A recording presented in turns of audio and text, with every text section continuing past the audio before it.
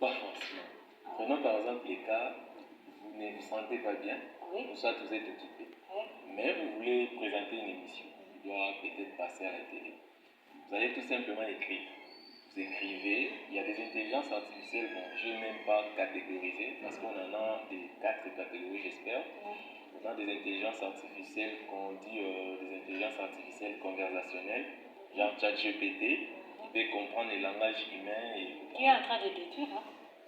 En quelque sorte. Parce que quand on est sous casque autant d'heures et à la fin vous sentez le cerveau réclame. En quelque sorte. On a aussi des intelligences artificielles autonomes qui fonctionnent avec des machines et tout. Moi je parle surtout en termes de conversationnel. Donc vous allez tout simplement écrire l'émission. Vous écrivez l'émission, vous donnez à une intelligence artificielle qui va créer la voix off à travers vos écrits. Et il y a une autre intelligence artificielle où vous pouvez faire votre photo à vous, vous donnez également les textes, ou soit la voix off que vous avez fait. Et boum, l'intelligence artificielle va créer une émission dont vous êtes en train de parler et vous bougez même la bouche bouge en fonction de la voix que vous avez fournie. Et l'émission va passer. Comment dois-je faire pour avoir cela? Je dois juste télécharger les programmes et puis je pars ou je dois d'abord suivre une formation pour mieux maîtriser et ensuite exécuter. Une formation même de quelques heures, ça suffit. Hein. Ça suffit. C'est pas difficile. On commence d'abord par télécharger le programme via une application, c'est comment? Bon, les intelligences artificielles, je dirais, c'est un algorithme, on peut dire. Et il y en a plusieurs, ça dépend. Vous accédez sur le site, c'est tout, vous utilisez. Il n'y a rien à télécharger même.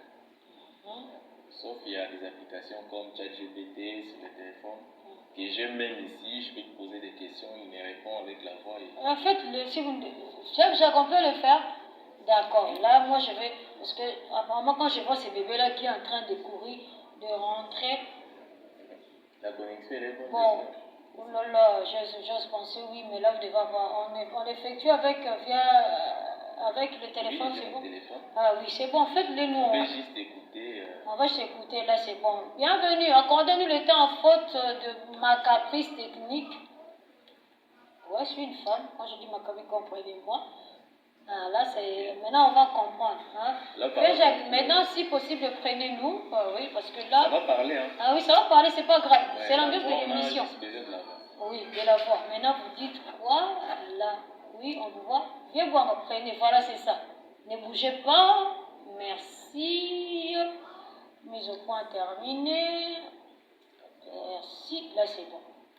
Je peux, par exemple là, oui. je peux poser une question à ChatGPT pour ce qu'on est en train de faire avec vous pour le moment. Je ne sais pas si... ChatGPT, bonjour. Bonjour, j'espère que tu vas bien. Dis-moi comment je peux t'aider aujourd'hui. J'ai une question à te poser, j'espère que tu es prêt. Bien sûr, je suis prêt. N'hésite pas à poser ta question, je t'écoute. Voilà, je suis en pleine émission avec Madame Nadine. Voilà, on parle de l'intelligence artificielle, l'importance de l'intelligence artificielle actuellement. Maintenant, j'aimerais savoir pour toi, tu penses que l'intelligence artificielle c'est plus un danger ou c'est plus un avantage? Voilà, d'après ta perception des choses. C'est une excellente question. En fait, l'intelligence artificielle a un peu des deux côtés. D'un côté, elle apporte énormément d'avantages comme l'automatisation de tâches, l'amélioration de la productivité, l'aide à la prise de décision et plein d'innovations dans des domaines comme la santé, l'éducation, etc. Mais d'un autre côté, il y a des risques comme la perte d'emploi dans certains secteurs, les biais dans les algorithmes et les questions éthiques.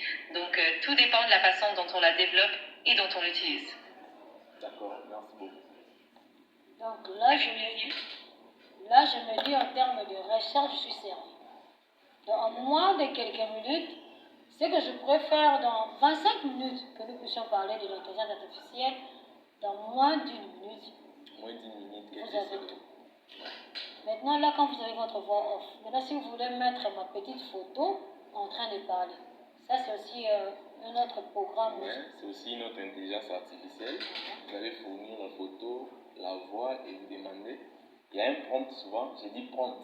Il faut bien mémoriser ça. Les prompts, c'est les instructions que vous donnez à l'intelligence artificielle. Vous vous écrivez, voilà ma vidéo, voilà ma photo plutôt avec ma voix. Créez-moi une vidéo en train de parler sur un plateau. Lui-même, il va faire le reste. Voilà. Bon, vieux Jacques, l'allure voir les choses, je me dis, non, la TNC reste toujours, restera. Et vos apaisements, nous sommes là. On va partir, on est là. Mais ça, c'est très intéressant. Alors maintenant, ça, c'est un petit souci personnel. Face à la jeunesse, avec cette mauvaise réglementation qu'ils ont